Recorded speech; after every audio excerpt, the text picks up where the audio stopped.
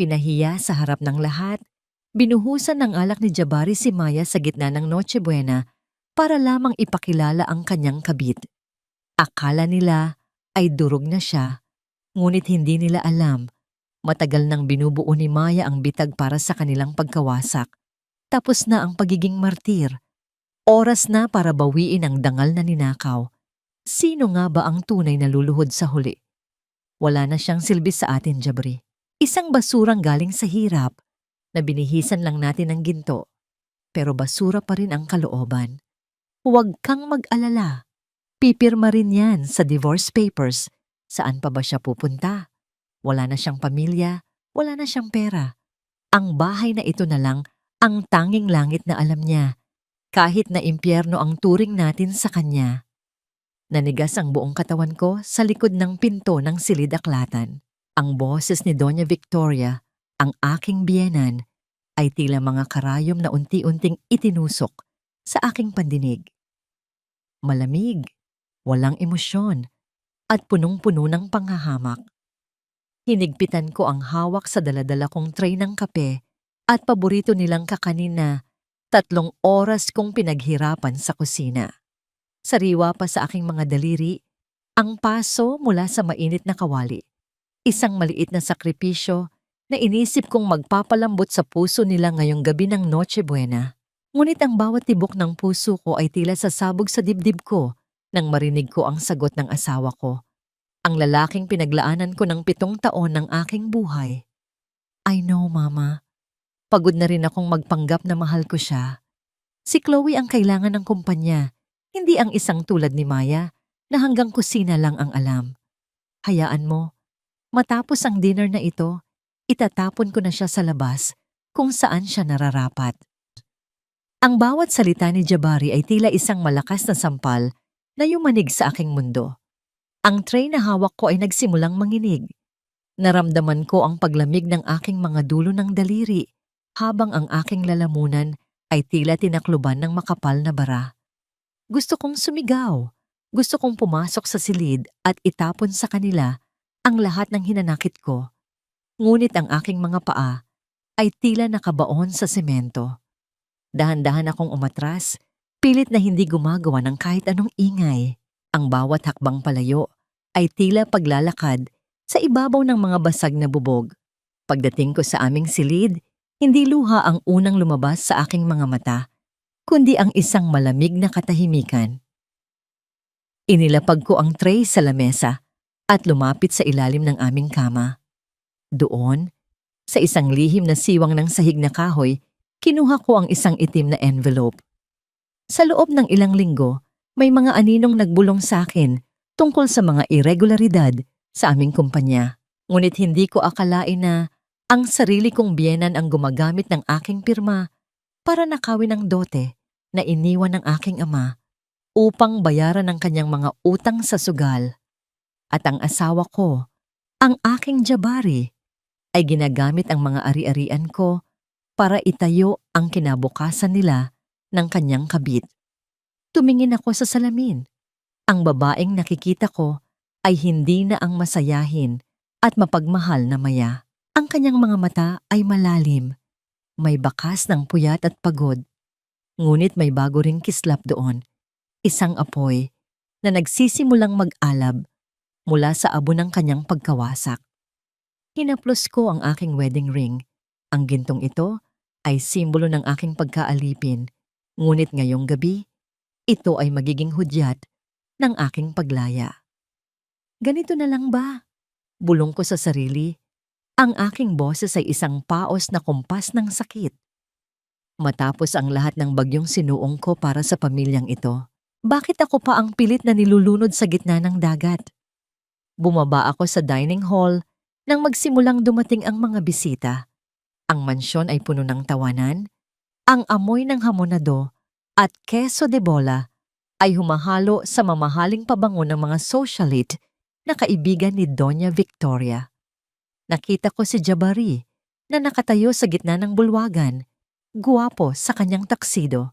Tumatawa na, tila walang pinaplano na kahit anong masama. Nang magtagpo ang aming mga mata, walang init, walang pagmamahal, Isang malamig na sulyap lamang ang ibinigay niya sa akin. Isang senyales na ako ay isang istorbo sa kanyang perpektong mundo. Lumapit siya sa akin habang hawak ang isang baso ng mamahaling wine. Ang mga bisita ay nagsimulang tumahimik, inaasahan ang isang toast para sa Kapaskuhan. Ngunit ang sumunod na nangyari ay tila tumigil ang pag-ikot ng mundo.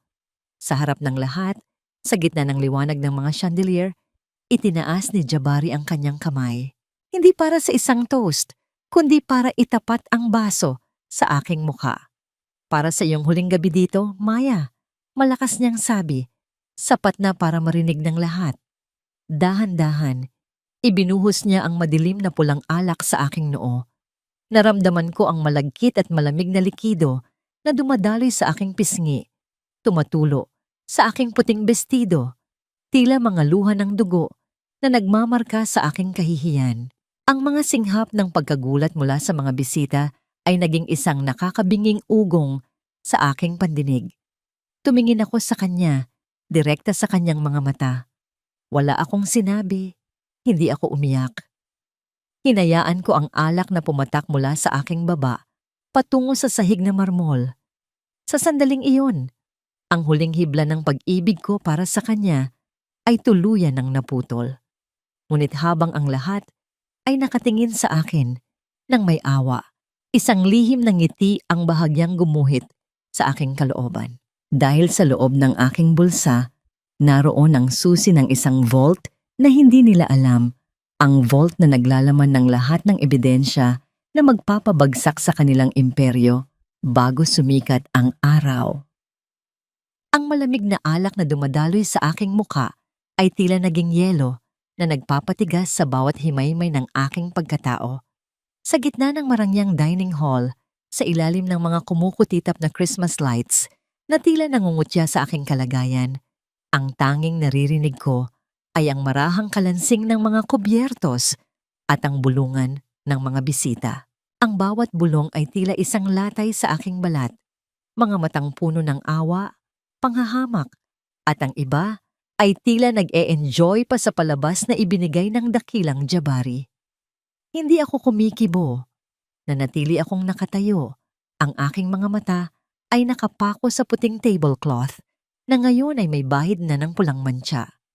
Tila bumalik ang aking gunita sa unang taon ng aming pagsasama. Naalala ko ang amoy ng murang sabon na gamit ko noon sa paglalaban ng mga mamahaling barong ni Jabari sa pamamagitan ng aking mga kamay dahil ayaw ni Doña Victoria na gamitin ang washing machine para sa mga delikadong tela. Naalala ko kung paano ko ibinenta ang huling piraso ng lupang sakahan na iniwan ng aking ama sa probinsya, ang tanging alaala ko sa kanya para lamang may maipuhunan si Jabari sa kanyang unang negosyo na noon ay malapit ng mabangkarote. Oh, look at that! Ang boses ni Doña Victoria ay bumasag sa katahimikan. Hindi ito boses ng isang ina na nag-aalala, kundi isang boses na puno ng pagkasuklam. Lumapit siya sa akin. Ang kanyang mga mamahaling alahas ay kumikinang sa bawat galaw, tila nanunukso sa aking kahirapan. Napakadumi mong tignan, Maya. Mula pa noong una, alam ko nang hindi ka nararapat sa bahay na ito. Amoy lupa ka pa rin kahit anong bango ng pabangong ibigay namin sa'yo. You are just a stain in our family's reputation. Kinuha niya ang kanyang silk na panyo, ngunit hindi para punasan ang aking mukha. Inilagay niya ito sa aking kamay nang may pandidiris. Huwag kang tumayo dyan na parang estatwa. Punasan mo ang sahig, ang mahal ng floor wax na ginamit namin, tapos mamantsahan mo lang ng dumi mo. Naramdaman ko ang panginginig ng aking mga tuhod. Ang muikim ng bawat salita niya ay tumatagos sa aking puso. Gusto kong isumbat sa kanya na ang bahay na tinitirhan niya, ang mga alahas na suot niya, ay bunga ng perang galing sa dote ko na lihim niyang linakaw. Gusto kong isigaw na ang kumpanyang ipinagmamalaki ng anak niya ay nakatayo sa pundasyon ng aking mga sakripisyo. Ngunit pinigilan ko ang aking dila. Ang bawat paglunok ko ng laway ay tila paglunok ng mga bubog. I'm sorry, Mama. Mahinahon kong sabi. Ang aking boses ay patag, ngunit may lalim ng isang namumuong bagyo. Sa loob-loob ko, ang bawat sorry na binibitawan ko ay tila isang pako na ibinabaon ko sa kabaong ng aming relasyon. "Don't mama me, you gold digger," sagot niya. Sabay talikod sa akin upang harapin ang mga bisita nang may matamis na ngangiti na tila walang nangyaring karahasan.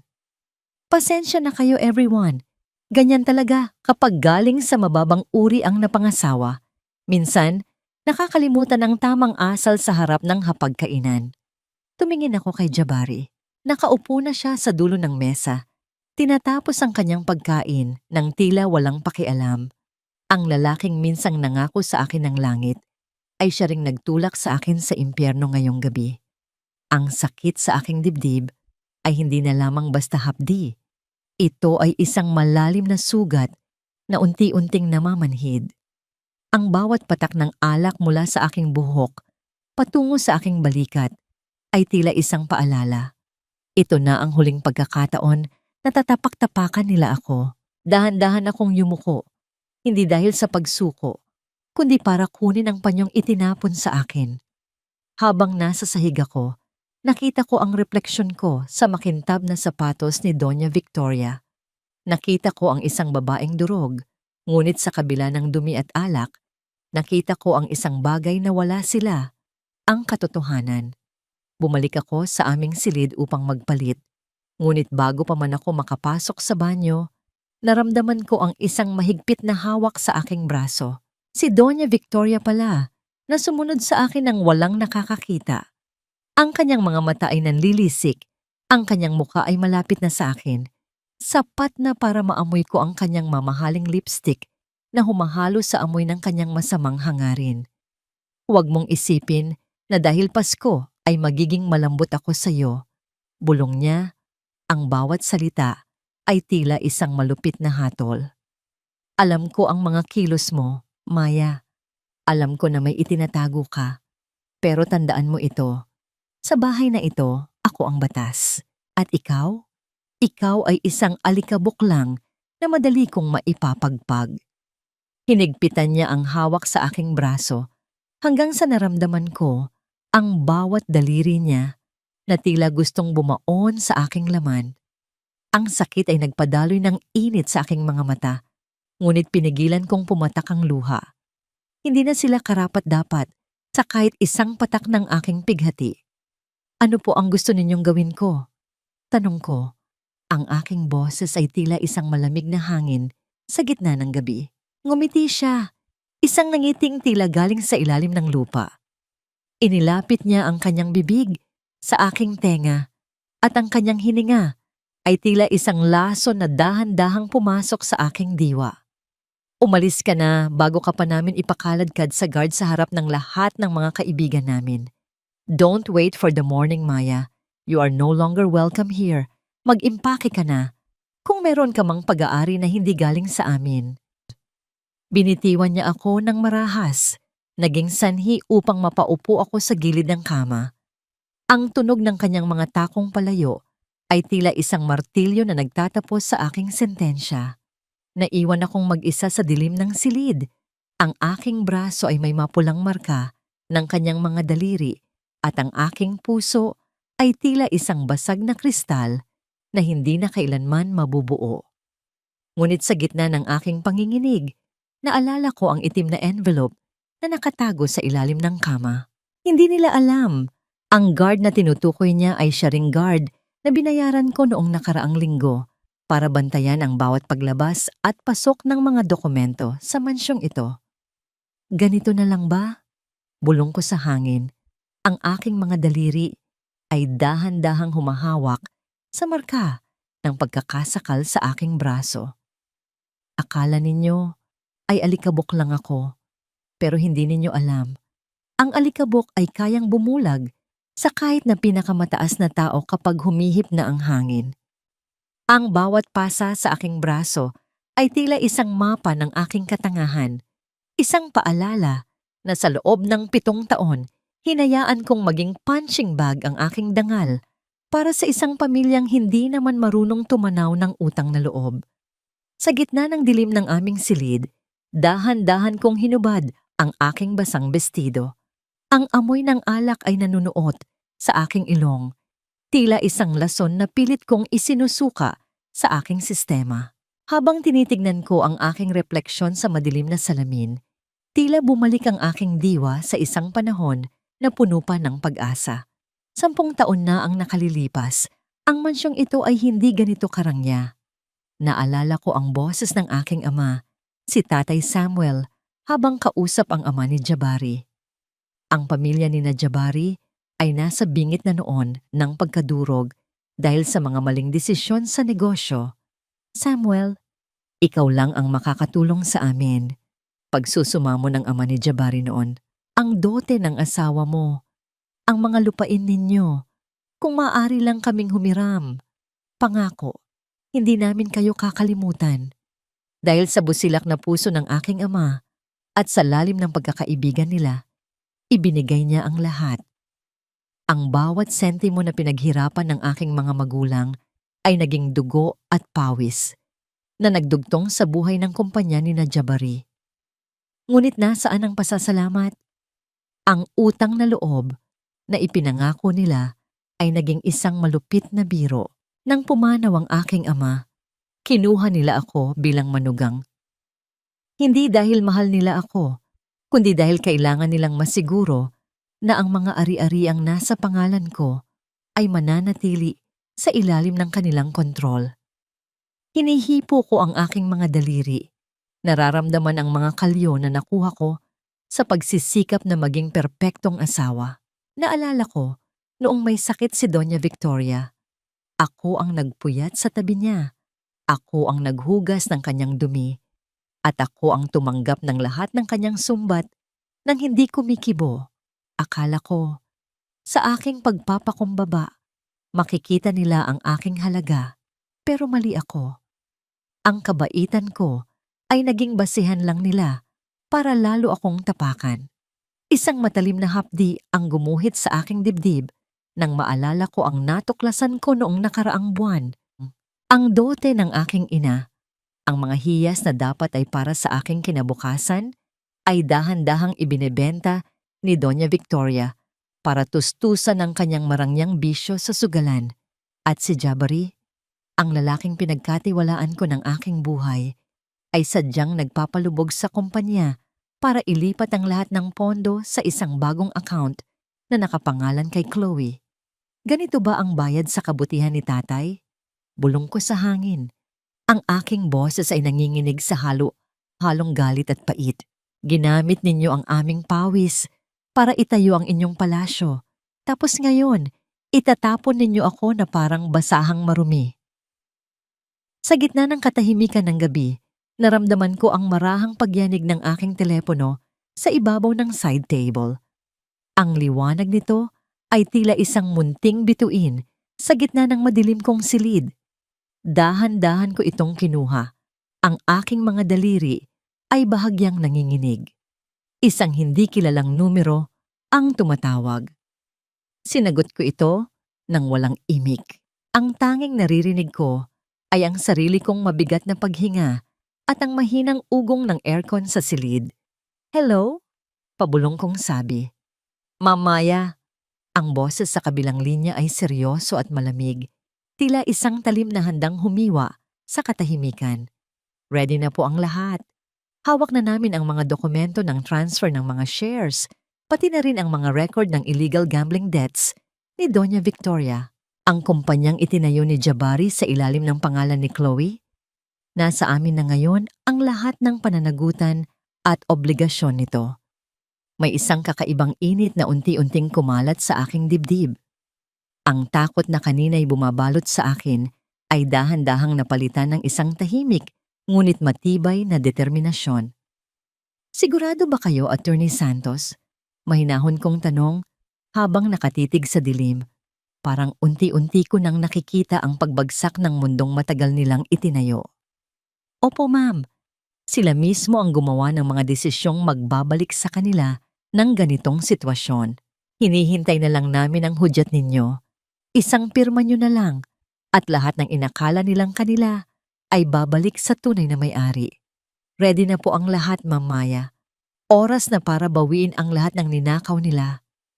Ibinaba ko ang telepono. Isang malalim na hininga ang pinakawalan ko. Isang hininga na hindi na galing sa isang biktima, kundi galing sa isang mangangaso. Tumingin ako sa pinto ng silid, kung saan sa kabilang panig ay naroon ang mga taong nagdiriwang ng aking pagkawasak. Hindi ninyo ako kilala. Bulong ko sa kanila, bagaman hindi nila ako naririnig. Akala ninyo ay anino lang ako ng kahapon.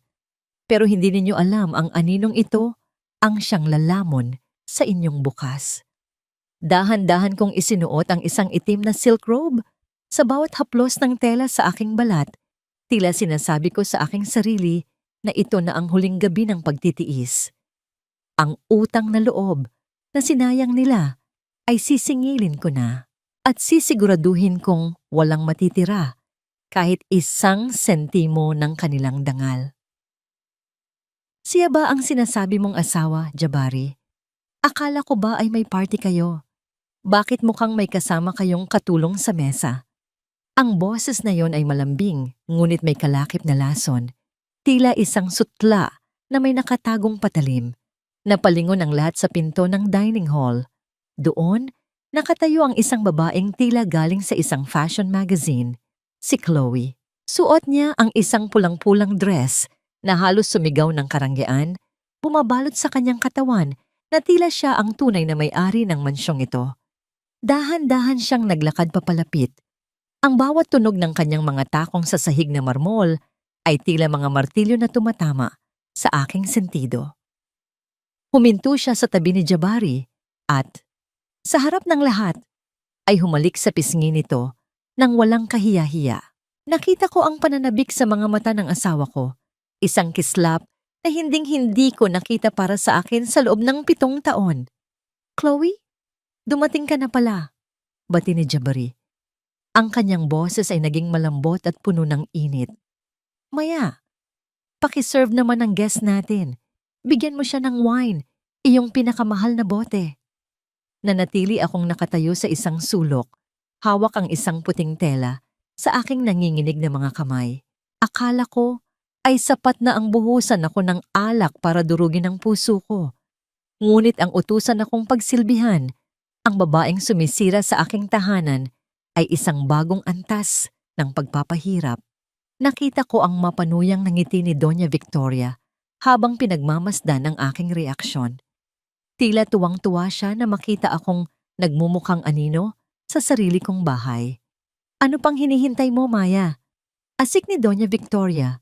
Ang kanyang boses ay tila isang hagupit. Huwag mong ipahiya ang pamilya natin sa harap ni Chloe. Mag-serve ka na. Dahan-dahan akong lumapit sa mesa. Ang amoy ng mamahaling pabango ni Chloe ay nanunuot sa aking ilong. Isang amoy na tila nangungutya sa amoy ng kusina na kumapit na sa aking balat. Habang isinasalin ko ang alak sa kanyang baso, naramdaman ko ang kanyang mapanuring tingin. Tinitignan niya ang aking mga daliri, ang aking buhok na tuyo na mula sa alak kanina, at ang aking simpleng bestido na tila isang basahan sa kanyang paningin. Thank you, Yaya. Ay, sorry, Maya pala. Sabi ni Chloe nang may kasamang tawa na tila mga kristal na nagbabasagan. Hindi ko kasi akalain na ang asawa ng isang CEO ay ganito ang itsura. Sabi kasi ni Jabari, napabayaan mo na raw ang sarili mo mula nang mawala ang tatay mo. Hinigpitan ko ang hawak sa bote ng wine. Ang bawat salita niya ay tila isang kutsilyo na dahan-dahang hinihiwa ang aking natitirang pasensya. Ngunit nanatili akong tahimik. Sa loob-loob ko, inuulit ko ang mga sinabi ni Attorney Santos. Hayaan mo silang maging kampante. Hayaan mo silang isipin na talo ka na. Pasensya na, Chloe. Sabat ni Doña Victoria habang humihigop ng kanyang tsa. Ganyan talaga ang mga taong hindi sanay sa yaman. Kahit anong gawin mo, lalabas at lalabas ang pagiging probinsyana. But don't worry, hindi na siya magtatagal dito. Nagpatuloy sila sa pagkukwentuhan na tila wala ako doon. Pinag-uusapan nila ang mga bagong proyekto ang mga travel na gagawin ni na Jabari at Chloe sa susunod na buwan at kung paano nila papalitan ang mga dekorasyon sa mansyong ito na ayon sa kanila ay baduy dahil ako ang pumili. Alam mo, Jabari, sabi ni Chloe habang hinahawakan ang kamay ng asawa ko sa ibabaw ng mesa. I really love this house, pero gusto ko, kapag ako na ang nakatira dito, ipaparenovate natin ang lahat.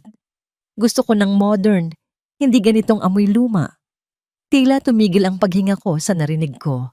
Ang bahay na ito ay pinaghirapan namin ni Jabari o akala ko ay kaming dalawa. Ngunit ang mas masakit ay ang makitang tumatango si Jabari sa bawat mungkahi ng kanyang kabit. Dahan-dahan akong yumuko para ayusin ang mga plato, ngunit nang lumapit ako kay Chloe, isang bagay ang nagpalingon sa aking mundo. Ang liwanag mula sa chandelier ay tumama sa isang bagay na suot ni Chloe sa kanyang leeg.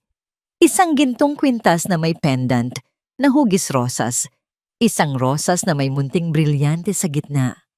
Nalaglag ang telang hawak ko sa sahig.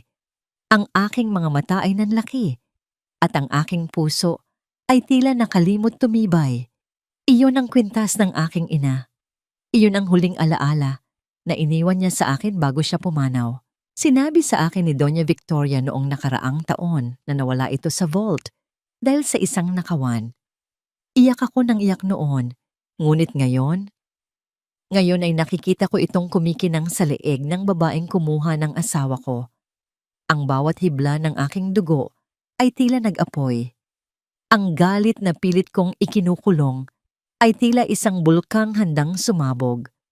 Ang kwintas na yon ay hindi lang basta ginto. Iyon ang kaluluwa ng aking pamilya, ang dangal ng aking ina, na ngayon ay binababoy ng isang huwad na reyna. Maya, what's wrong with you? Bulyaw ni Jabari nang makitang nakatitig ako sa leeg ni Chloe. Napaka-clumsy mo. Pulutin mo yang tela. Ngunit hindi ako gumalaw. Ang aking tingin ay nananatiling nakapako sa rosas na ginto. Naramdaman ko ang pag-init ng aking mga mata, hindi dahil sa lungkot, kundi dahil sa matinding puot na ngayon lang nanalaytay sa aking mga ugat. Iyan, bulong ko. Ang aking boses ay galing sa ilalim ng lupa. Iyan ang kwintas ng nanay ko. Tumigil ang tawanan sa mesa. Tumingin si Chloe sa kanyang kwintas, pagkatapos ay kay Doña Victoria na biglang namutla. Isang matalim na katahimikan ang bumalot sa buong silid. Isang katahimikan na tila naghihintay sa unang kidlat na tatama sa gitna ng unos sinanesos. Anong kwintas ng nanay mo? Nagkakamali ka, Maya.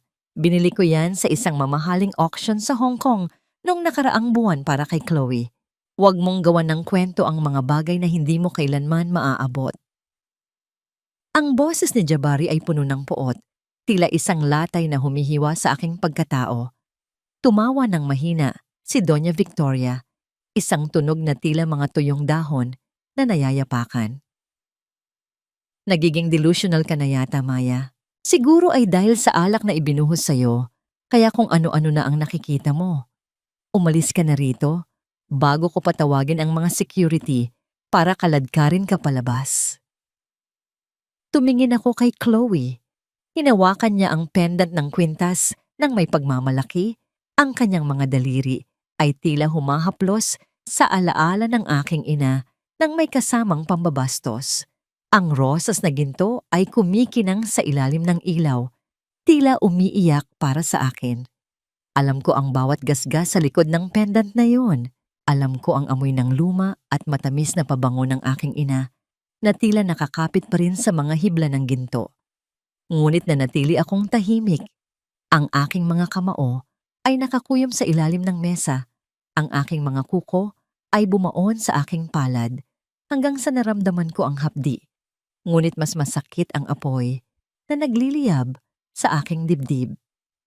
Tumalikod ako nang walang imik. Hindi ako tumakbo. Naglakad ako ng may dangal. Bawat hakbang ay tila isang panata na ito na ang huling gabi na magiging biktima ako. Habang paakyat ako sa hagdan, naririnig ko ang muling pagbabalik ng tawanan sa baba. Akala nila ay tapos na ang lahat. Akala nila ay napaamo na nila ang pusang ligaw na pinatira nila sa kanilang mansyon. Pumasok ako sa isang maliit at madilim na silid sa dulo ng pasilyo, ang dating bodega na ginawa kong munting opisina. Dito, sa gitna ng mga lumang gamit at alikabok, naroon ang aking tunay na kapangyarihan. Binuksan ko ang aking laptop. Ang liwanag ng screen ay tumama sa aking mukha. Nagpapakita ng mga numerong hindi nila kailanman inakalang nauunawaan ko. Sa loob ng 7 taon, pinanood nila akong magluto, maglinis at magsilbi. Ang tingin nila sa akin ay isang ignorante na babaeng galing sa probinsya. Hindi nila alam na bawat gabi, habang tulog si Jabari sa tabi ko o habang wala siya dahil kasama ang kanyang mga babae, ay nag-aaral ako. Ginamit ko ang bawat sentimo ng aking maliit na allowance para kumuha ng mga online courses tungkol sa finance at digital assets. Ang kumpanyang itinayo ni Jabari, gamit ang dote ko, ako ang arkitekto ng mga system nito na hindi niya alam. Ang aking mga daliri ay mabilis na gumalaw sa keyboard. Ang tunog ng bawat pindot ay tila isang martilyo na nagtatayo ng sarili kong kuta. Inilabas ko ang itim na envelope. Naroon ang mga digital codes at access keys sa mga main accounts ng pamilya. Ipinasok ko ang huling password. Ang bawat digital transfer ay tila isang tahimik na nakaw na ibinabalik sa tunay na may-ari. Isang click na lang, bulong ko sa sarili. Ang aking puso ay tumitibay sa bawat segundong lumilipas. Inililipat ko ang kontrol ng mga shares ni Jabari sa isang offshore account na nakapangalan sa isang foundation na itinayo ko para sa mga kababaihang inabuso. Ang mga assets na ninakaw ni Doña Victoria, unti-unti ko itong binablock. Sa gitna ng aking konsentrasyon, napatigil ako nang marinig ko ang marahang pagbukas ng pinto sa aking likuran. Hindi ako lumingon. Alam ko ang amoy ng pabangong iyon. Amoy ng alak at pagtataksil. Ano sa tingin mo ang ginagawa mo, Maya? Ang boses ni Jabari ay malalim at mapanganib. Naramdaman ko ang kanyang presensya sa likod ko. Tila isang anino na nagnanais na lamunin ang aking liwanag. Dahan-dahan kong isinara ang laptop, ngunit hindi sapat ang bilis para hindi niya mapansin ang mga graph at numero sa screen. Narinig ko ang marahas na paghinga niya. Sa gitna ng katahimikan ng silid, ang tunog ng paghugot niya ng kanyang leather na sinturon mula sa kanyang pantalon ay tila isang babala ng paparating na unos. Ang bakal ng sinturon ay tumama sa sahig, lumikha ng isang malamig na tunog na yumanig sa katahimikan ng bodega. Akala mo ba ay hindi ko alam ang mga ginagawa mo sa likod ko? Sabi niya, ang kanyang boses ay nanginginig sa galit. Embarrassing me in front of Chloe was your last mistake. At ngayon, nakikialam ka pa sa mga accounts ng kumpanya. Humarap ako sa kanya. Ang kanyang mga mata ay nanlilisik. Ang kanyang mukha ay mapula dahil sa alak at puot.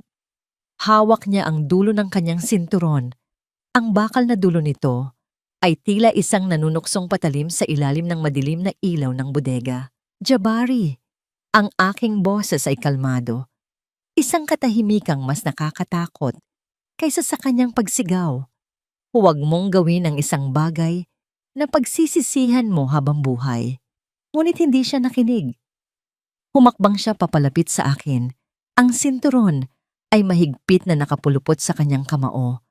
Ang bawat paghinga niya ay tila isang hayop na handang sumunggab. Sa sandaling iyon, alam ko na wala nang balikan. Ang digmaan ay hindi na lamang nasa loob ng mga dokumento. Ito ay narito na, sa pagitan naming dalawa, sa gitna ng dilim. Sige, Jabari. Itama mo ang sinturon na yan sa balat ko. Gawin mo sa harap ng mga CCTV na nakakabit sa bawat sulok ng bodegang ito, na direktang nakalink sa isang cloud server na hindi mo kailanman mabubura. Ang aking boses ay hindi nanginginig. Sa halip, ito ay malamig at matalim, tila isang piraso ng yelo na idiniin sa mainit na balat. Ang kamay ni Jabari na may hawak sa sinturon ay napatigil sa ere. Ang kanyang mga mata ay nanlaki, hindi makapaniwala na ang babaeng 7 taon niyang minaltrato ay may lakas ng loob na tumingin sa kanya ng direkta nang walang bakas ng takot. Akala mo ba ay ignorante ako, Jabri? Pagpapatuloy ko habang dahan-dahan akong tumatayo mula sa aking upuan. Sa loob ng 7 taon, hinayaan ko kayong isipin na isa lang akong palamuti sa bahay na ito. Pero bawat sampal, bawat mura at bawat pagpapahiya ninyo sa akin ay itinala ko. Isang hampas pa at tinitiyak ko sa iyo, ang mga pulis ay darating dito bago mo pa maibalik ang sinturong yan sa iyong pantalon. At paano na ang deal mo kay Chloe? Paano na ang reputasyon ng kumpanya mo kapag nalaman ng lahat na ang CEO nila ay isang mambubugbog ng asawa? Naramdaman ko ang pagdaloy ng pawis sa kanyang noo. Ang galit sa kanyang muka ay napalitan ng isang mapanganib na pag-aalinlangan. Dahan-dahan niyang ibinaba ang kanyang kamay. Ang bakal na bakel ng sinturon ay lumikha ng isang mahina, ngunit matunog na pagtama sa sahig na kahoy. Isang tunog na nagpapahiwatig ng kanyang pansamantalang pagkatalo. Akala mo ba ay panalo ka na, Maya? Bulong niya. Ang kanyang boses ay puno ng pait. Huwag kang umasta na parang may kapangyarihan ka. Pag-aari ko ang lahat ng mayroon ka. Ang pangalang dala mo, ang bahay na kinatatayuan mo, pati na ang hiningang nilalang mo.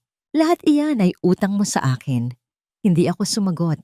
Hinayaan ko siyang isipin na kontrolado pa rin niya ang sitwasyon.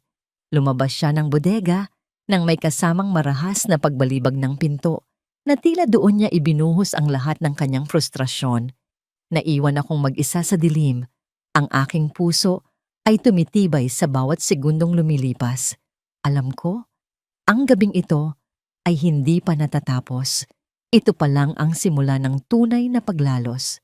Pagkalipas ng ilang minuto, narinig ko ang tawag ni Doña Victoria mula sa baba.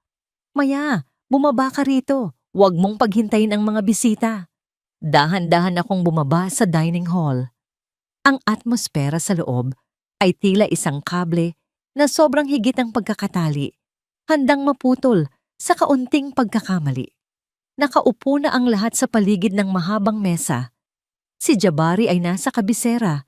Ang kanyang mukha ay tila walang nangyari sa itaas. Sa tabi niya ay si Chloe, na ngayon ay mas lalong nagniningning dahil sa kwintas ng aking ina na suot pa rin niya. Si Doña Victoria naman ay nasa kabilang dulo. Ang kanyang mga mata ay tila mga agila na naghihintay ng kanyang biktima. Ngayong gabi, sa harap ng ating mga malalapit na kaibigan at kasosyo, pagsisimula ni Jabari, ang kanyang boses ay malakas at puno ng pekeng kumpiyansa. Gusto naming i-anunsyo ang opisyal na pagsasanib ng aming kumpanya at ng kumpanya ni Chloe. Ito ang magiging pinakamalaking merger sa industriya ngayong taon. Ang palakpakan ng mga bisita ay tila isang nakakabingbing ingay sa aking pandinig. Nakita ko ang mapaglarong sulyap ni Chloe sa akin. Tila sinasabi na siya na ang bagong reyna ng imperyong ito.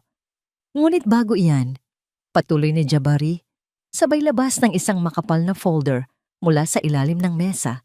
Inilapag niya ito sa gitna. Sa tapat ko, kailangan nating ayusin ang ilang mga legalities. Maya, alam nating lahat na hindi na nagtatrabaho ang relasyon nating dalawa. Para sa ikabubuti ng lahat, lalo na ng ating mga kumpanya, kailangan mong pirmahan ito. Binuksan ni Doña Victoria ang folder. Sa loob ay ang mga dokumento para sa isang annulment by mutual consent at isang waiver of rights. Ang waiver ay nagsasaad na isinusuko ko ang lahat ng aking karapatan sa anumang ari-arian, shares, at kahit ang dote na iniwan ng aking ama, kapalit ng isang maliit na halaga na sapat lang pambili ng tiket pabalik sa probinsya. Pirmahan mo na, Maya. Utos ni Doña Victoria habang iniabot sa akin ang isang mamahaling ballpen. Iyon ang parehong brand ng pen na ginamit ko 7 taon na. Ang nakalilipas ng pirmahan ko ang loan papers na nagligtas sa kanila. Ang iro niya ng buhay ay tila isang mapait na lasa sa aking dila. Tumingin ako sa paligid ng mesa. Ang mga bisita ay nakatingin sa akin. Ang iba ay may awa. Ang iba naman ay tila naiinip na matapos ang drama. Si Chloe ay nakasandal sa kanyang upuan. Nilalaro ang pendant ng aking ina sa kanyang mga daliri, habang ang kanyang mga mata ay nanunukso. "Pirmanan mo na," udyok ni Chloe ng may matamis na ngiti. "Para naman makapagsimula ka na ng bagong buhay sa kung saan ka man nanggaling. Hayaan mo na ang mga bagay na para sa mga taong marunong talagang humawak ng yaman." Kinuha ko ang ballpen. Naramdaman ko ang bigat nito sa aking mga daliri. Tumingin ako kay Jabari, ang lalaking minahal ko noon nang higit sa aking sarili. Sa sandaling iyon, nakita ko ang kanyang tunay na anyo. Isang lalaking walang kaluluwa, isang magnanakaw ng pangarap. "Maya, don't test my patience," bulong ni Jabari. Ang kanyang boses ay tila isang banta sa ilalim ng kanyang ngiti para sa mga bisita. "Sign it now." Dahan-dahan kong inilapit ang pen sa papel. Ang lahat ay tila huminto sa paghinga. Ang tanging naririnig ko ay ang sarili kong tibok ng puso na tila isang tambol na naghahanda para sa digmaan. Inisip ko ang mukha ng aking ama, ang bawat patak ng kanyang pawis, at ang bawat gabing umiiyak ako sa ilalim ng kumot dahil sa sakit. Ngunit sa halip na ilapat ang tinta sa papel, naramdaman ko ang isang kakaibang lakas na dumaloy sa aking mga braso. Hinawakan ko ang makapal na bundle ng mga dokumento. Sa gitna ng nakakabinging katahimikan ng dining hall, hinawakan ko ang bawat panig ng papel at, nang walang pag-aalinlangan, ay marahas ko itong pinunit sa dalawa. Ang tunog ng pagkapunit ng papel ay tila isang malakas na pagsabog sa gitna ng silid. Ang bawat piraso ng dokumento ay nagliparan sa ibabaw ng mesa. Ang ilan ay nahulog sa baso ng wine ni Chloe at ang iba naman ay dumapo sa mukha ni Jabri. Hindi ko pipirmahan ang basurang ito.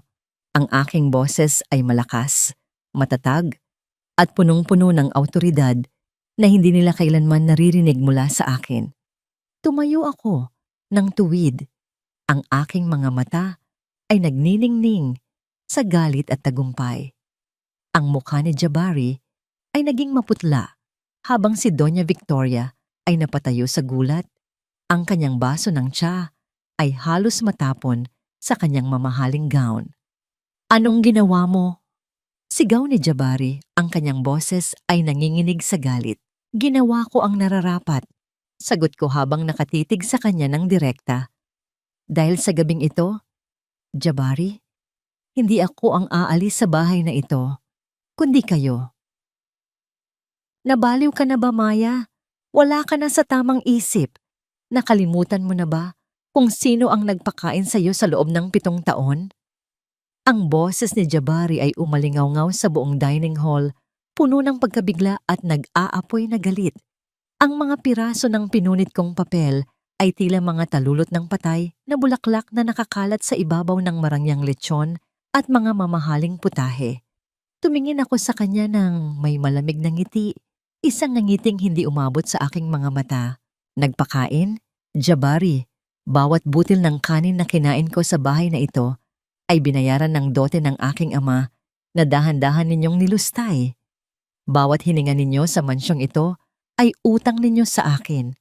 Tumayo si Doña Victoria, ang kanyang mga kamay ay nanginginig habang nakahawak sa gilid ng mesa.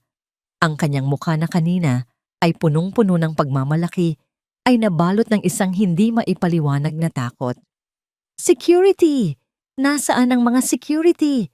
Kalad ka rin ang babaeng ito palabas. Ngayon din." "Huwag ka nang mag-abala, Mama," sabi ko habang dahan-dahang kinukuha ang isang maliit na remote control mula sa aking bulsa.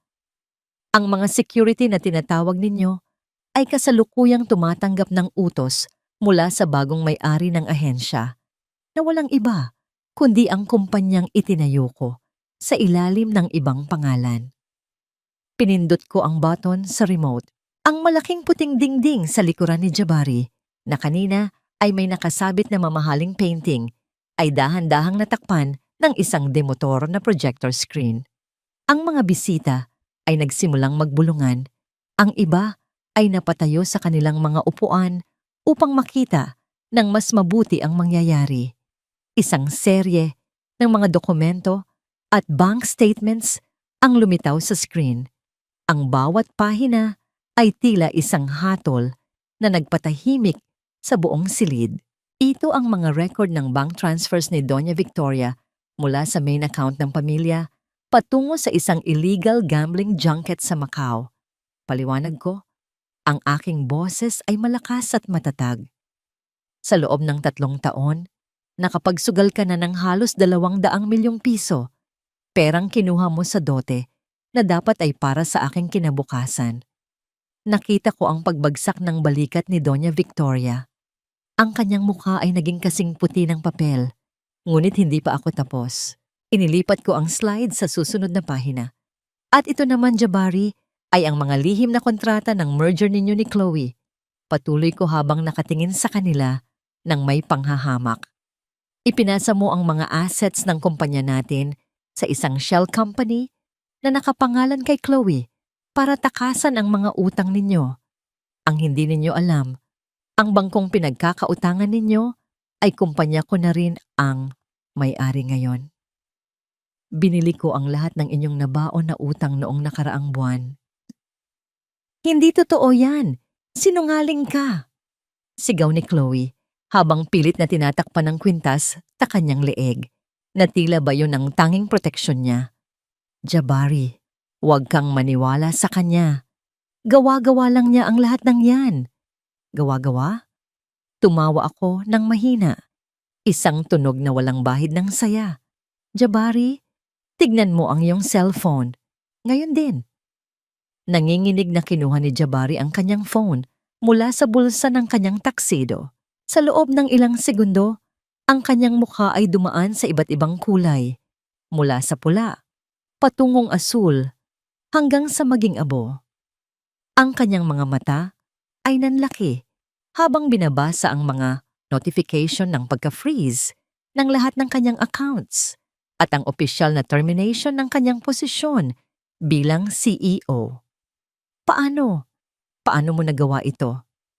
Bulong niya, ang kanyang boses ay halos hindi na lumabas sa kanyang lalamunan. Ang kanyang pagiging hambog ay tila isang bula na biglang pumutok. Lumapit ako sa kanya. Dahan-dahan, tila isang reyna na bumabawi sa kanyang trono. 7 taon ninyo akong ginawang anino. 7 taon ninyong inakala na ang isang babaeng galing sa probinsya ay walang alam kundi magsilbi at sumunod. Ginamit ko ang bawat oras na wala kayo para pag-aralan ang bawat butas sa inyong sistema. Ang bawat sampal mo sa akin, Jabari, ay naging inspirasyon ko para mas lalong higpitan ang bitag na ito. Tumingin ako sa mga bisita na ngayon ay tahimik na nanonood. Ang kanilang mga mukha ay puno ng pagkagulat at kilabot. Sa sandaling iyon, ang karangyaan ng dining hall ay tila naging isang malamig na kulungan para sa pamilyang mapang-api. Ang gabing ito ay gabi ng pagsilang ng tagapagligtas, sabi ko, habang nakatitig sa kanila ng may matinding paninindigan. Pero para sa inyo, ito ang gabi ng inyong paghuhukom. O isang serye ng mga ilaw na kulay asul at pula ang nagsimulang kumislap mula sa labas ng malalaking bintana ng mansyon. Ang bawat pag-ikot ng ilaw ay tumatama sa mga kristal na baso sa mesa, nagbibigay ng isang nakakatakot na ganda sa gitna ng kaguluhan. Narinig ang marahang paghinto ng ilang mga sasakyan sa labas, ang tunog ng mga pinto na bumubukas at sumasara sa ibabaw ng semento, at ang mabibigat na hakbang ng mga sapatos na papalapit sa pintuan ng bulwagan. Walang sino man sa mesa ang nakagalaw. Ang bawat paghinga ni Jabari ay tila isang pagsisisi na huli na ang lahat. Tumingin ako sa pinto, naghihintay sa huling bahagi ng aking plano. Ang katahimikan sa loob ng silid ay tila isang kable na handa ng maputol. Ang pintuan ng dining hall ay dahan-dahang bumukas at pumasok ang ilang mga lalaking nakauniporme ng National Bureau of Investigation. Ang tunog ng kanilang mabibigat na hakbang sa makintab na marmol ay tila isang martilyo na tumatama sa bawat pangarap ni na Jabari. Walang sumigaw, walang gumalaw. Ang bawat bisita ay tila naging estatwa sa kanilang mga kinauupuan. Ang kanilang mga mata ay palipat-lipat sa akin at sa mga autoridad. Jabari Alcantara, Victoria Alcantara. Ang boses ng nangungunang opisyal ay seryoso at walang bahid ng pag-aalinlangan. Mayroon kaming warrant of arrest para sa inyong dalawa. Malversation of funds, estafa, at illegal gambling operations. Sumama kayo sa amin ng matiwasay. Nakita ko ang panginginig ng mga labi ni Jabari.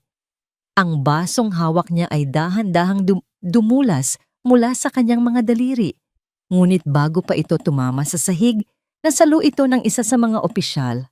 Ang pagiging CEO niya, ang kanyang kayabangan, at ang kanyang kapangyarihan ay tila isang balabal na biglang hinubad sa kanya. Iniwan siyang hubad at maliit sa harap ng lahat. Maya, pakiusap, bulong ni Jabari. Ang kanyang boses ay nanginginig at puno ng pagsusumamo. Lumapit siya sa akin. Akmang hahawakan ng aking kamay, ngunit umatras ako. Pag-usapan natin ito. Pamilya tayo, di ba? Huwag mong gawin ito sa harap ng maraming tao. Mapapahiya tayo. Pamilya? Isang mapait na tawa ang kumawala sa aking mga labi. Jabari, pamilya ba ang tawag mo sa taong ibinuhos ang alak sa mukha ng kanyang asawa? Pamilya ba ang tawag mo sa pagtataksil at pagnanakaw sa dote na tanging alaala na lang ng aking ama? Hindi ako ang nagpahiya sa iyo. Ikaw ang gumawa niyan sa sarili mo. Sa kabilang dulo ng mesa, si Doña Victoria ay tila nawalan ng lakas. Ang kanyang mukha ay naging maputla at ang kanyang mga kamay ay pilit na kumakapit sa kanyang mamahaling perlas sa leeg. Hindi maari ito. Hindi niyo ako pwedeng hawakan. Kilala ko ang hepe ninyo. Isang tawag ko lang, mawawalan kayo ng trabaho. Ngunit hindi siya pinakinggan ng mga opisyal. Sa halip, narinig ang malamig na tunog ng metal na naglalapat sa isa't isa. Ang posas na ikinabit sa kanyang mga pulso. Ang tunog na yon ay tila isang huling hatol. Ang mata pobreng reyna ng mansyon ay tila isang lanta na bulaklak na biglang natanggalan ng mga talulot. Lumapit ako kay Chloe na ngayon ay nanginginig sa takot sa isang sulok. Ang kanyang red dress ay hindi na mukhang marangya. Mukha na siyang isang batang nahuli sa akto ng pagnanakaw. Tinitigan ko ang kwintas ng aking ina na suot pa rin niya. Hindi ito para sa'yo, sabi ko nang may malamig na determinasyon. Dahan-dahan kong inabot ang kanyang leeg. Naramdaman ko ang kanyang paghinga na mabilis at mababaw. Hindi ako naging marahas, ngunit ang aking mga daliri ay matatag. Habang tinatanggal ko ang lock ng gintong kwintas. Sa pagkakataong yon, ang rosas na ginto ay muling naramdaman ang init ng aking palad. Tila bumalik ang kaluluwa ng aking ina sa akin. Hinigpitan ko ang hawak sa pendant, nararamdaman ang bawat gasgas nito na tila bumubulong sa akin ng salamat. Maya, please help me. Sigaw ni Jabari habang dahan-dahan siyang hinihila ng mga pulis palabas ng dining hall. Ang kanyang sapatos ay kumakaladkad sa sahig at ang kanyang buhok ay gulo-gulo na. I'll do anything. I'll give you everything back. Just stop this. Tinitigan ko siya sa huling pagkakataon. Walang galit, wala ring awa. Ang tanging nararamdaman ko ay isang malalim na pagod na sa wakas ay mapapalitan na ng kapayapaan. Huli na ang lahat, Jabari, sabi ko habang pinapanood ko siyang ilabas ng pintuan. Hindi mo ako basura, Jabari. Ako ang may-ari ng basurahang kinatatayuan mo. Ang mga bisita ay nagsimulang mag-alisan. Ang iba ay nagmamadali. Ang iba naman ay tahimik na bumubulong. Ang marangyang handaan ay naiwan na parang isang sementeryo ng mga ambisyon. Ngunit bago pa man makaalis ang huling opisyal, lumapit ang abogado ni na Jabari, si Attorney Cruz, na kanina pa nakatayo sa isang tabi. "Mamaya," sabi ni Attorney Cruz ng may paggalang, "dahil sa mga dokumentong ipinasa ninyo at sa default ng mga utang ni na Mr. Alcantara, kailangan ko na pong ibigay sa inyo ang opisyal na abiso." Kinuha ko ang papel na iniabot niya. Binasa ko ang bawat salita at ang aking puso ay tumibay sa huling revelasyon ng gabing ito.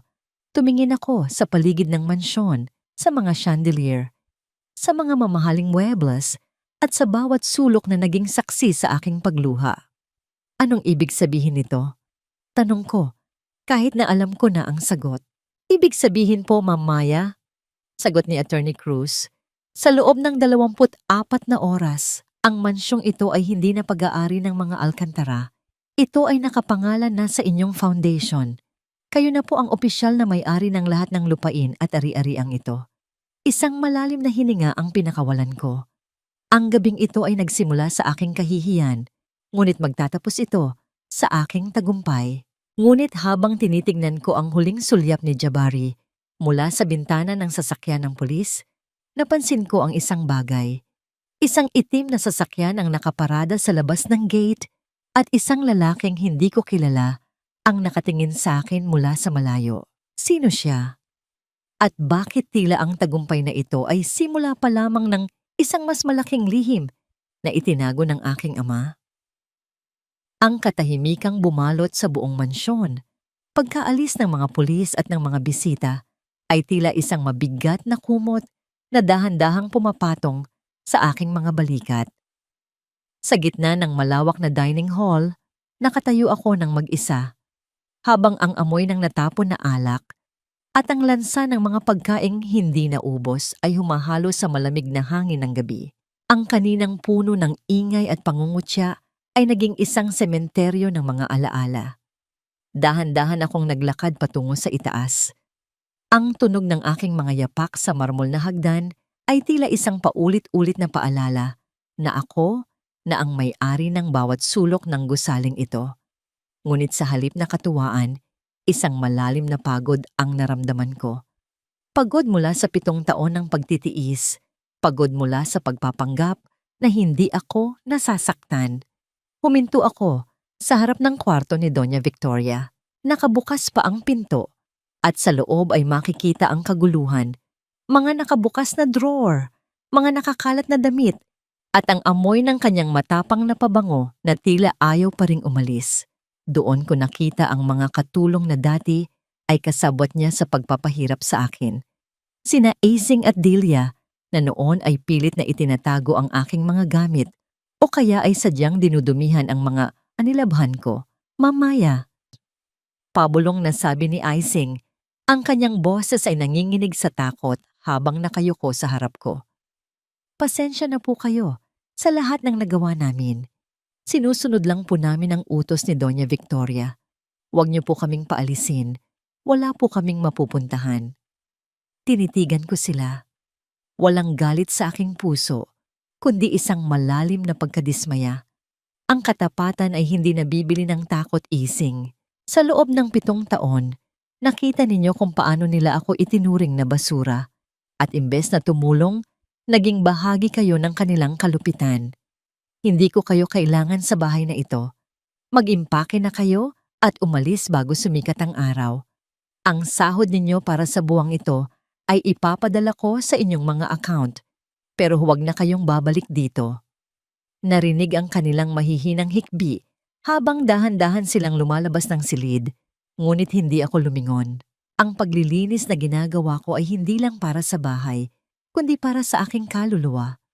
Kailangan kong alisin ang lahat ng lason na nagmula sa pamilyang Alcantara. Pumasok ako sa aming dating silid ni Jabari.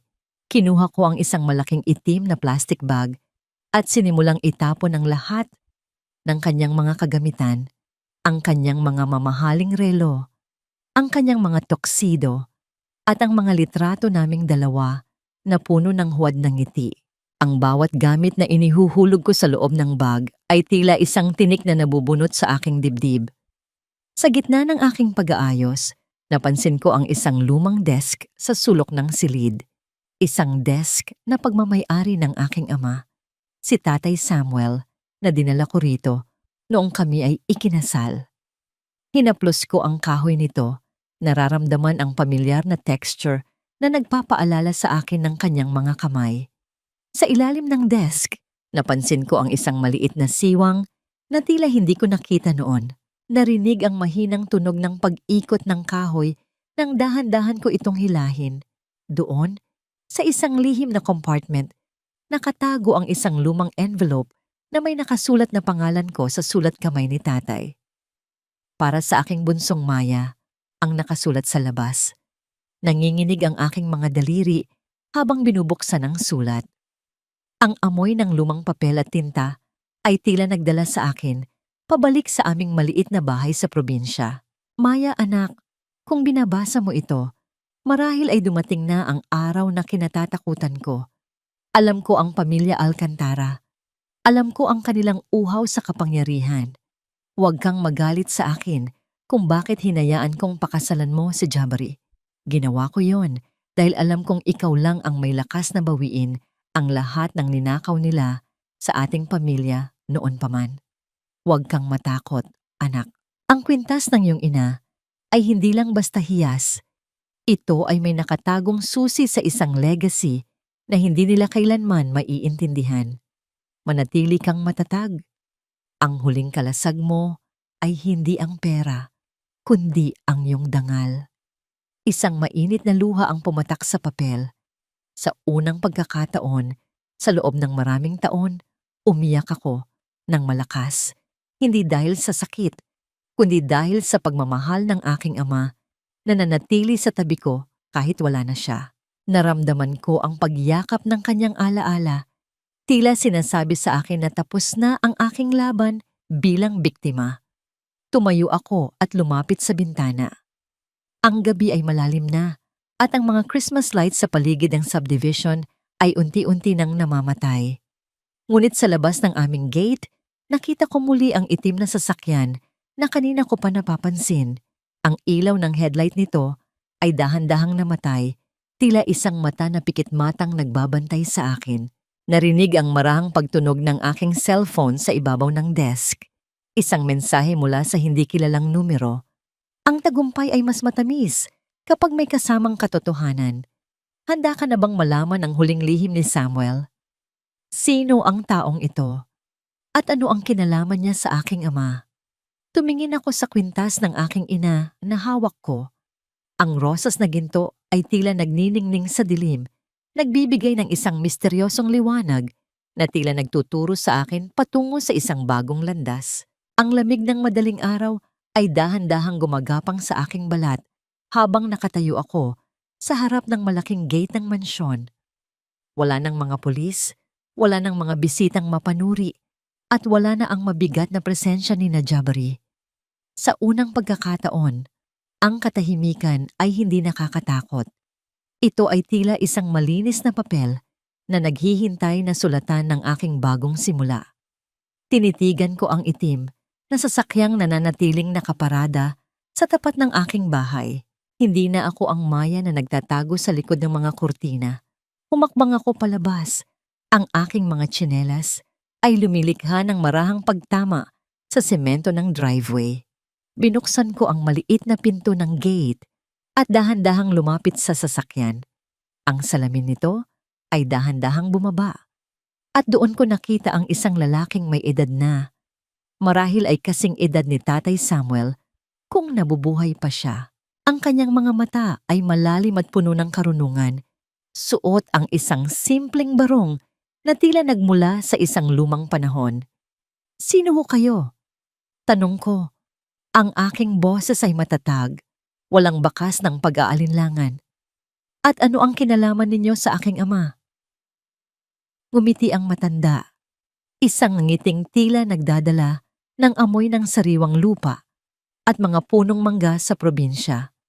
Ako si Gabriel, Maya, ang lihim na katuwang ng iyong ama sa pagtatayo ng tunay ninyong negosyo, ang Siongdet, ang pabrika ng mga telang habon na pilit na kinamkam ng mga Alcantara.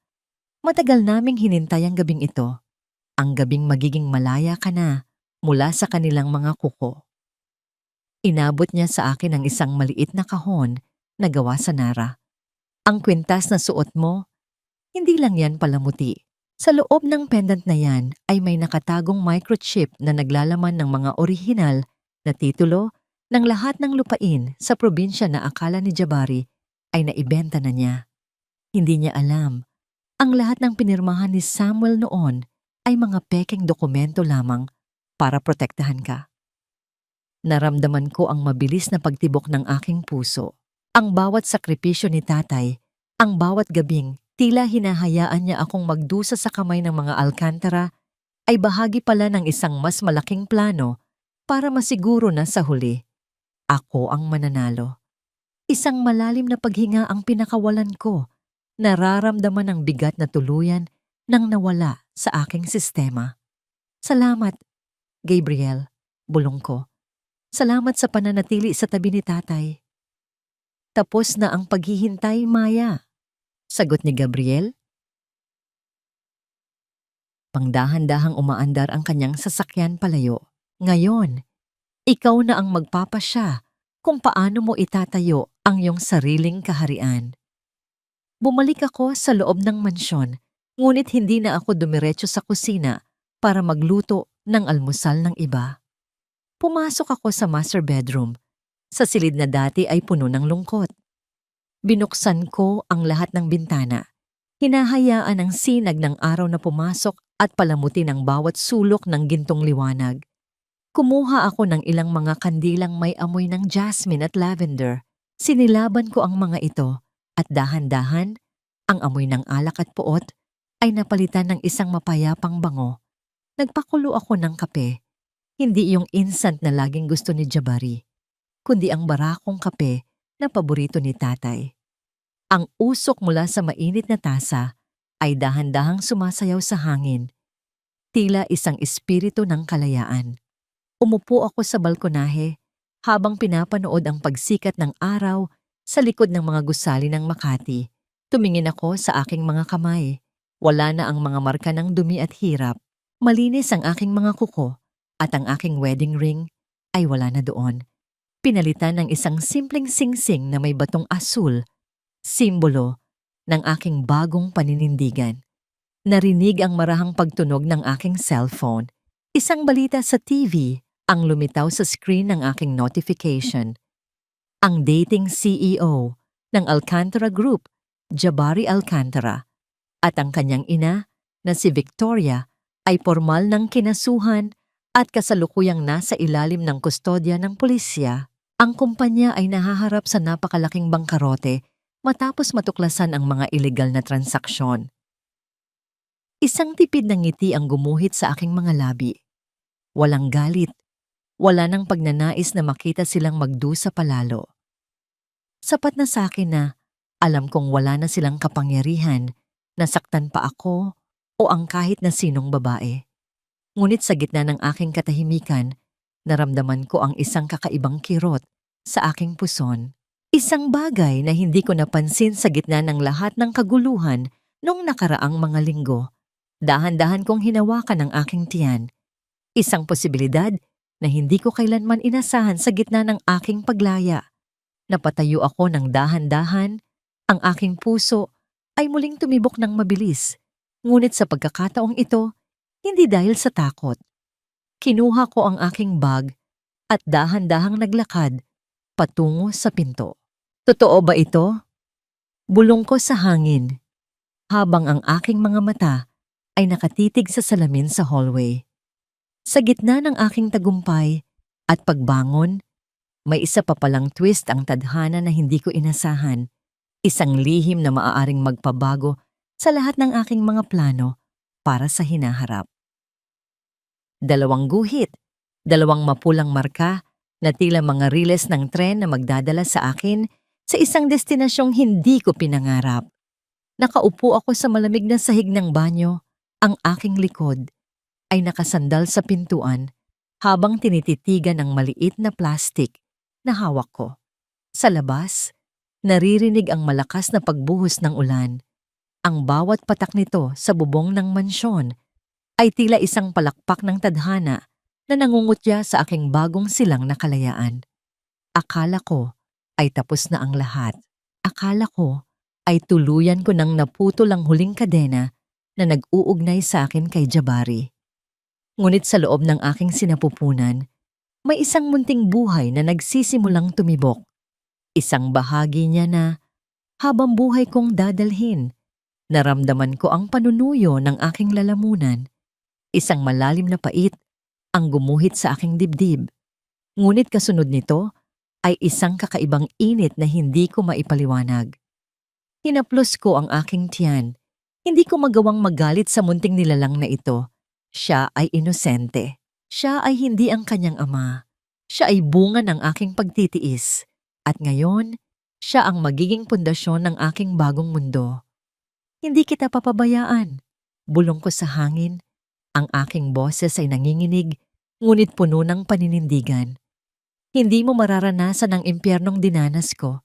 Lalaki kang malaya, may dangal, at malayo sa laso ng pamilyang Alcantara. Lumipas ang ilang linggo. Ang mansyong dati ay kulungan ko ay naging sentro na ng aking operasyon. Sa tulong ni Gabriel at Attorney Santos, formal ko nang binuksan ang Samuel's Legacy Fabrics. Ang mga lumang makina sa probinsya ay muling umugong. Lumilikha ng mga telang habon na may mga disenyo ng bulaklak at pag-asa. Ang mga kababaihan sa aming baryo na dati ay walang trabaho ay naging katuwang ko sa pagbangon. Sa bawat hibla ng tela na aming hinahabi, tila itinatahi ko rin ang mga sugat ng aking nakaraan. Isang hapon, habang inaayos ko ang mga dokumento sa aking opisina, dumating si Attorney Santos. May dala siyang isang dilaw na envelope. "Mamaya, may request po mula sa City Jail," sabi niya. Ang kanyang boses ay puno ng pag-aalangan. "Gusto kayong makita ni Jabari," sabi ng abogado niya.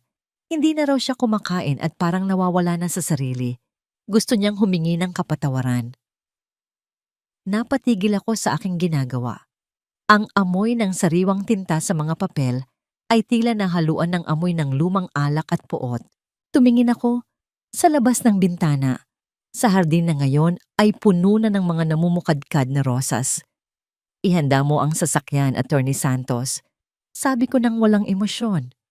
Pupunta ako, pero hindi para magpatawad. Pupunta ako para tapusin ang lahat. Nang makarating ako sa pasilidad, ang amoy ng semento at kalawang ay sumalubong sa akin. Sa likod ng makapal na salamin, nakita ko ang isang lalaking halos hindi ko na makilala. Ang gwapo at hambog na Jabari ay wala na. Ang kanyang mga mata ay lubog, ang kanyang buhok ay gulo-gulo, at ang kanyang mga balikat ay nakalaylay sa bigat ng karma. Nang makita niya ako, tila nabuhayan siya. Kinuha niya ang telepono sa gilid ng salamin. Ang kanyang mga kamay ay nanginginig. Maya, salamat at dumating ka." Ang kanyang boses ay paos at puno ng desperasyon. "Patawarin mo ako. Nabulag ako ng pera at ni Mama. Pakiusap, bawiin mo ang mga kaso. Hindi ko kaya dito. Gagawin ko ang lahat. Babalik ako sa'yo. Magsisimula tayong muli." Tinitigan ko siya ng matagal. Pinagmasdan ko ang bawat guhit ng kanyang mukha. Pilit na hinahanap ang lalaking minahal ko noon, ngunit wala na siya doon. Ang nakikita ko na lang ay isang anino ng nakaraan na wala ng puwang sa aking hinaharap. "Jabari, hindi mo kailangan ang tawad ko para lumaya," mahinahon kong sabi. Ang aking boses ay kasing lamig ng bakal na nakapagitan sa amin. "Kailangan mong harapin ang bawat krimen na ginawa ninyo sa pamilya ko. At tungkol sa pagsisimula nating muli, tapos na tayo. Ang huling piraso ng ugnayan natin ay pinutol ko na noong gabing ibuhos mo ang alak sa mukha ko. Pero Maya, paano ang kumpanya? Paano ang lahat ng pinaghirapan natin?" Pagsusuma mo niya. "Wala ng kumpanya mo, Jabari. Ang Samuel's Legacy ay mas malaki na ngayon kaysa sa anumang itinayo mo.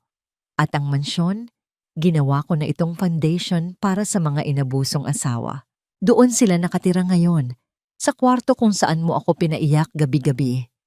Isang matalim na sakit ang gumuhit sa mukha ni Jabari. Ngunit ang huling revelasyon ang tuluyang dumurog sa kanya. Dahan-dahan kong inilagay ang aking kamay sa aking tiyan. Sapat na para makita niya sa kabila ng salamin. May isa pang bagay na dapat mong malaman. Buntis ako. Pero huwag kang mag-alala, Jabari. Ang batang ito ay hinding-hindi makikilala ang isang amang tulad mo. Sa kanyang birth certificate, ang tanging apelyidong dala niya ay ang apelyido ng aking ama. Ang pangalang Alcantara ay magtatapos sa iyo dito sa loob ng rehas na ito. Nabitawan ni Jabari ang telepono. Ang kanyang mukha ay naging kasing puti ng pader habang unti-unting lumalabo ang kanyang paningin dahil sa mga luhang hindi ko alam kung tunay o dala lang ng panghihinayang. Tumalikod ako at naglakad palayo. Ang bawat hakbang ko ay tila isang paglipad patungo sa liwanag. Nang makalabas ako sa kulungan, ang hangin ay sariwa at malaya. Ngunit bago ako makasakay sa sasakyan, isang opisyal ng kulungan ang humabol sa akin. "Mamaya, sandali po," hingal na sabi ng gwardiya. "Ang biyena ninyo, si Doña Victoria. May nangyari po sa kanya sa loob ng selda. Gusto niya raw kayong makausap bago siya dalhin sa infirmary. Sabi niya, may huling lihim daw siyang aaminin tungkol sa pagkamatay ng tatay ninyo." Napatigil ako. Ang kaba sa aking dibdib ay muling bumalik, mas matindi kaysa kanina. Ang pagkamatay ni tatay? Akala ko ay dahil iyon sa sakit. May mas malalim pa bang katotohanan na hindi ko alam? Ang amoy ng antiseptiko at gamot sa loob ng infirmary ng bilangguan ay tila isang malamig na kamay na humahawak sa aking lalamunan. Sa gitna ng puting silid, nakita ko si Doña Victoria. Wala na ang kanyang marangyang ayos, wala na ang mga hiyas na dati ay kumikinang sa kanyang leeg. Ang kanyang balat ay tila tuyong papel na nakadikit sa kanyang mga buto. At ang bawat paghinga niya ay may kasamang mahinang huni na nagmumula sa kanyang dibdib. Nang marinig niya ang aking mga yapak sa semento, dahan-dahan niyang iminulat ang kanyang mga mata. Wala na ang dating bagsik ng kanyang tingin. Ang tanging naroon ay ang takot ng isang taong alam na malapit na ang kanyang paghuhukom. Maya, ang kanyang boses ay isang paos na bulong, tila isang hangin na dumadaan sa mga tuyong dahon. "Dumating ka. Akala ko ay hahayaan mo na akong mamatay dito nang hindi naririnig ang katotohanan." Lumapit ako sa kanyang higaan, ngunit nanatili akong nakatayo. Ang aking mga kamay ay nakakuyom sa bulsa ng aking coat. Hinahawakan ang pendant ng rosas na ginto. "Anong katotohanan, Victoria? Anong kinalaman mo sa pagkamatay ni Tatay Samuel?" Isang mapait na ngiti ang gumuhit sa kanyang nangangatal na mga labi. "Ang tatay mo, si Samuel, napakabuti niyang tao. Masyadong mabuti para sa mundong ito.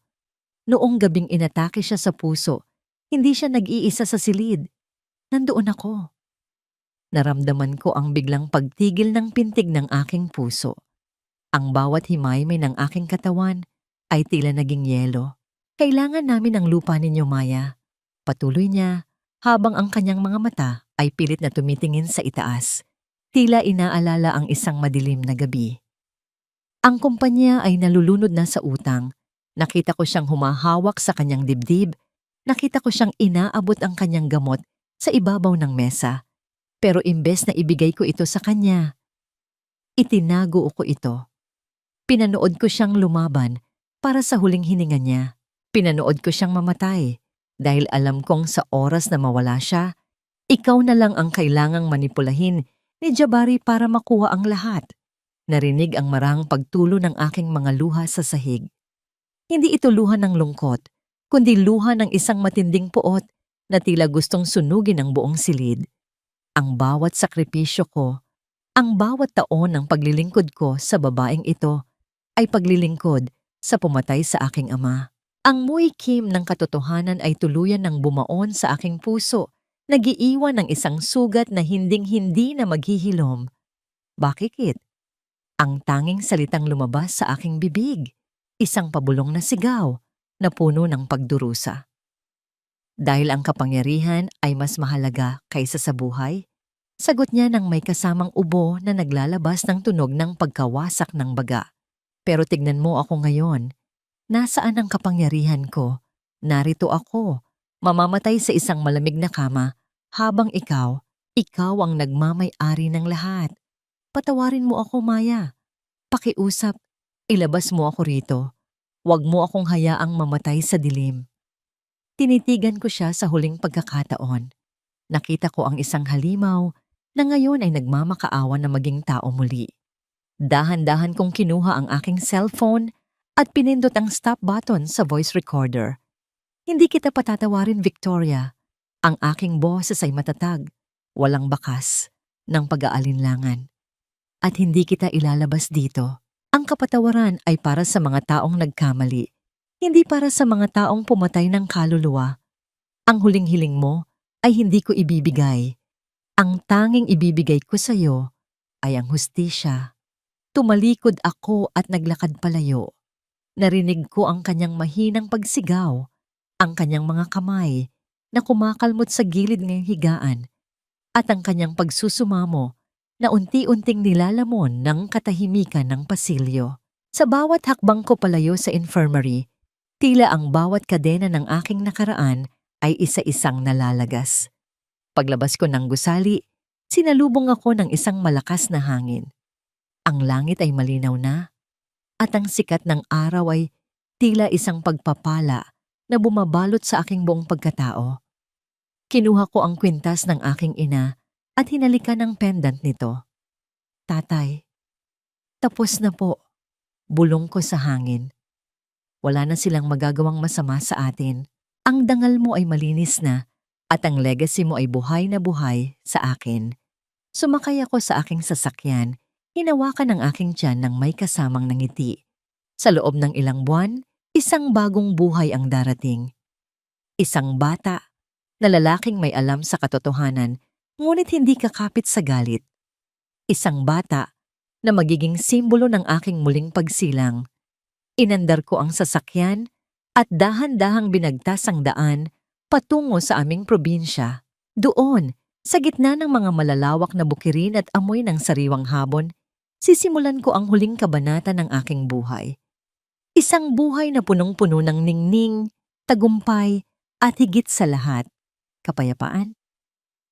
Isang taon na ang lumipas mula ng huling beses kong masilayan ang malalamig na rehas ng bilangguan at ang madidilim na anino ng mansyon ng mga Alcantara. Ngayon, habang nakatayo ako sa beranda ng aming lumang bahay sa probinsya na muli naming binuhay, ang tanging naririnig ko ay ang ritmo ng mga makinang panghabi mula sa silong. Ang tunog ng mga sinulid na naglalapat at nagkakabit-kabit ay tila isang oyeye na nagbibigay ng kapayapaan sa aking kaluluwa. Ang bawat pag-ikot ng mga gulong ng makina ay hindi na tunog ng paghihirap, kundi tunog ng pag-asa para sa 10 pamilya na katuwang ko sa Samuel's Legacy Fabrics. Dahan-dahan kong naramdaman ang isang munting kamay na humahawak sa dulo ng aking bestido. Yumuko ako at isang matamis na ngiti ang sumalubong sa akin. Si Samuel Gabriel, ang aking anak, na may mga matang tila nagnanakaw ng ningning mula sa mga bituin. Wala sa kanyang mukha ang bakas ng galit o puot ng kanyang ama. Sa halip, nakikita ko sa kanya ang kabutihan ng aking tatay Samuel. Binuhat ko siya at idinikit ang aking pisngi sa kanyang malambot na balat. Ang amoy ng gatas at baby powder ay tila isang lunas na tuluyan nang nagpatuyo sa mga huling bakas ng aking mga luha. Nabalitaan ko mula kay Attorney Santos noong nakaraang buwan na pumanaw na si Doña Victoria sa loob ng infirmary. Namatay siyang mag-isa sa gitna ng dilim na walang kahit isang kaibigan o kamag-anak na dumalaw upang hawakan ang kanyang kamay. Si Jabari naman ay nananatiling nakakulong. Isang anino ng lalaking dati ay tila hari ng kanyang mundo. Sinasabi nilang madalas siyang nakikitang nakatitig sa kawalan, tinatawag ang aking pangalan. Ngunit ang mga tawag na yon ay hindi na kailanman makakaabot sa aking pandinig. Ang katarungan ay hindi laging mabilis, ngunit ito ay tila isang agos ng ilog na dahan-dahang humuhubog sa mga bato ng tadhana. Tumingin ako sa malawak na bukirin sa aming harapan. Ang sikat ng araw sa dapit hapon ay nagbibigay ng kulay ginto sa bawat dahon ng palay. Hinaplos ko ang kwintas ng aking ina na laging nakasabit sa aking leeg. Ang rosas na ginto ay hindi na malamig. Ito ay tila laging may dalang init na nagpapaalala sa akin na hindi ako kailanman nag-iisa. Anak, bulong ko kay Samuel Gabriel habang pinapanood namin ang unti-unting paglubog ng araw. Dito tayo magsisimula. Sa lupang ito na dinilig ng pawis ng iyong lolo at pinatibay ng paninindigan ng iyong ina. Lalaki kang alam ang halaga ng bawat tao at hinding-hindi mo hahayaang ang yaman ay lumamon sa iyong pagkatao. Wala na ang maya na takot magsalita. Wala na ang maya na nagpapaalipin sa huwad ng pag-ibig. Ang babaeng nakatayo ngayon sa harap ng dambana ng kanyang sariling dangal ay isang agilang handang lumipad ng mas mataas, bitbit ang mga aral ng kahapon at ang liwanag ng bukas. Sa gitna ng katahimikan ng probinsya, habang ang mga kuliglig ay nagsisimula ng mag-awitan, naramdaman ko ang isang malalim at tunay na kaligayahan. Isang kaligayahang hindi nakadepende sa kahit kanino, kundi nagmumula sa pag-alam na sa wakas, nahanap ko na ang aking sarili. Ako si Maya, at ito ang aking muling pagsilang.